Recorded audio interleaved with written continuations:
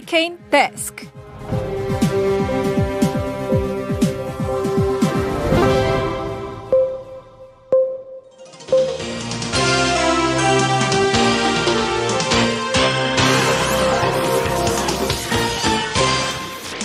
먹고 살기 힘들어도 지나치면 안 되는 세상 소식 전해드립니다. 허리케인 데스크. 첫 번째 소식입니다. 서울중앙지법이 광복절에 대규모 집회를 주도한 사랑제일교회 전광훈 목사에 대한 보석 취소했습니다. 지난 4월 20일 전 목사가 보석으로 풀려난 지 140일 만입니다. 앞서 재판부는 전 목사의 보석을 허가하면서 주거지 제한과 증거인멸 금지 서약, 사건 관계인 접촉 금지 등 여러 조건을 부과했는데요. 이 가운데는 사건과 관련될 수 있거나 위법한 일체의 집회나 시위에 참가해서는 안 된다, 이런 조건도 있었습니다.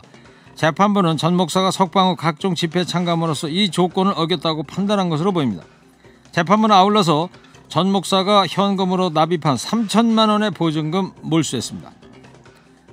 뭐 순교할 각오도 돼 있다는 분인데 뭐 그까이 그 감옥짐이야. 문제없죠? 그곳에서 말이요, 내 이웃을 내 몸과 같이 사랑하라는 예수의 가르침이 뭔지 다시 한번 잘 생각해 보기 바랍니다.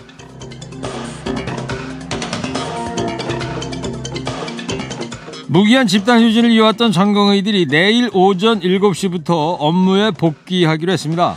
대한전공의협의회가 전체 전공의를 대상으로 온라인 간담회를 개최한 결과 집단휴진을 중단하고 병원에 복귀하기로 결정했다고 밝혔습니다. 단 전공의 전원이 업무에 복귀는 하되 1인 시위와 피켓 시위는 유지하기로 했습니다. 한편 전국의 의과 대학생들은 의사 국가고시를 보지 않겠다는 기존 입장 고수하고 있습니다. 어제 접수 마감한 제85회 의사 국가시험 실기시험의 응시율이 14%에 그쳤는데요. 정부는 올해 의사 국가고시의 재연기나 시험 접수 기한 추가 연장은 없다고 못 박았습니다. 복귀 한 대다가 안 했다가 또 한 대다가 이번에는 양치기 소년되는 건 아니겠죠? 코로나19 사태로 똑같이 의사수 부족을 절감한 독일은요, 의사수를 50% 늘리기로 결정했는데 의료계가 환영하고 있다고 합니다. 의사수 OECD 7위인 독일도 늘리는 판에 36등인 한국 의사들, 의대생들 정말 뭐하는 겁니까? 시험 문제 한 개 더 맞히는 일에만 연연하지 말고 세상 돌아가는 일에도 눈을 좀 돌리기 바랍니다. 다음 소식입니다. 추미애 법무부 장관 아들인 서모 씨가 병원 진단서 등 자료를 전격 공개했습니다. 군복무 시절 특혜성 휴가를 누렸다는 의혹이 일파만파 커지자 행동에 나선 건데요. 서 씨 측에서 공개한 자료는 군 입대 전 삼성서울병원의 왼쪽 무릎 수술 기록, 군 입대 후에 삼성서울병원 소견서, 1차 병가 기간 중 삼성서울병원 진단서 등 총 3가지입니다. 서 씨 측은 1차 병가 기간 중에 삼성서울병원에서 오른쪽 무릎 수술을 받았으나 통증과 부종이 가라앉지 않자 병가 연장 신청을 했다. 병가 연장이 필요한 자료를 요구받아 진단서와 의무기록 사복증명서, 입원기록, 입퇴원 확인서 등 관련 서류 일체를 제출했다고 설명했습니다. 한편 카투사 복무 시절 서 씨를 평창 동계올림픽 통역병으로 선발해달라는 청탁이 군에 들어왔다는 의혹도 제기됐습니다. 국민의힘 신원식 의원에 따르면요, 2017년 평창올림픽 통역병 선발을 담당했던 A대령은 서 씨를 통역병으로 보내라는 청탁이 국방부 장관실이나 국회 연락단에서 많이 왔다. 그러나 이 건은 잘못하면 문제가 될 수 있다고 판단해서 통역병 선발 방식을 제비뽑기로 바꿨다고 주장했습니다. 서 씨는 추천 결과 선발자 명단에 들지 못했습니다. 오늘 국회 법제사법위원회에서는 추 장관을 두고 여야 의원들이 또다시 공방을 벌였습니다. 법사위가 열릴 때마다 이 문제가 빠지지 않고 등장해서 다른 현안을 밀어내기 일쑤인데요.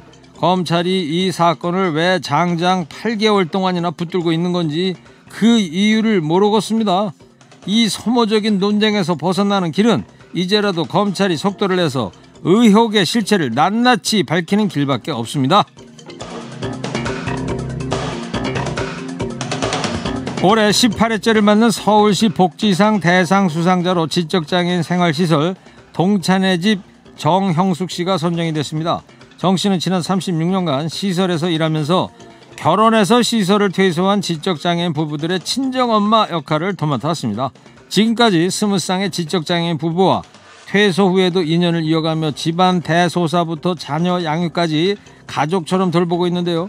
그의 이런 노력 덕분에 현재 시설에서 생활하는 장애인들도 자립의 꿈과 희망을 키우고 있다고 서울시는 전했습니다.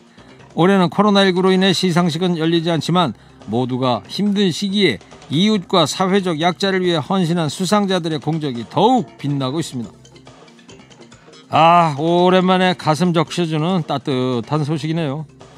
36년이라 보통 사람들은 엄두도 못 낼 일이죠. 이런 분들이 계셔서 그래도 세상은 조금 살만 나나 봅니다. 그나저나 상금도 두둑이 주시는 거 맞죠?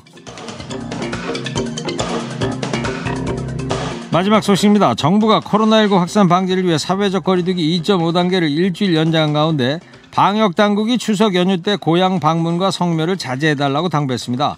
오늘 아침 라디오 인터뷰에 출연한 윤태호 중앙사고수습본부 방역총괄반장은 또 한 번의 고비가 추석 연휴라고 본다면서 고향 친지 방문을 가급적 자제해달라, 또 집에서 지내달라고 당부했습니다. 이어서 고향에 가시더라도 개인 차량을 이용하고 차례 참석 인원도 최소화하고 되도록 짧은 시간에 머무르고 반드시 집에서도 마스크를 착용 철저하게 해달라고 덧붙였습니다. 그러나 추석 연휴 이동제한 조치 검토 여부에 대해서는 법적으로 이동제한하기에는 무리수가 따른다는 판단했다고 말했습니다. 올 추석 연휴 때 고향에 내려갈지 두고 고민하는 분들 많아졌습니다. 안 모이면 안 퍼진다. 간단 명료한 사실이지만 그렇다고 1년에 2번 있는 명절인데 부모님 찾아뵙는 게 도리인 것도 같고요. 그래서 청취자 여러분, 즉석 문자 여론조사 한번 해보겠습니다. 이번 추석에 방역수칙 잘 지키면서 그래도 고향에 가야 할까요? 아니면 자제해야 할까요? TBS 앱 또는 50원 유료 문자 샵 0951로 여러분의 고견 보내주시기 바랍니다.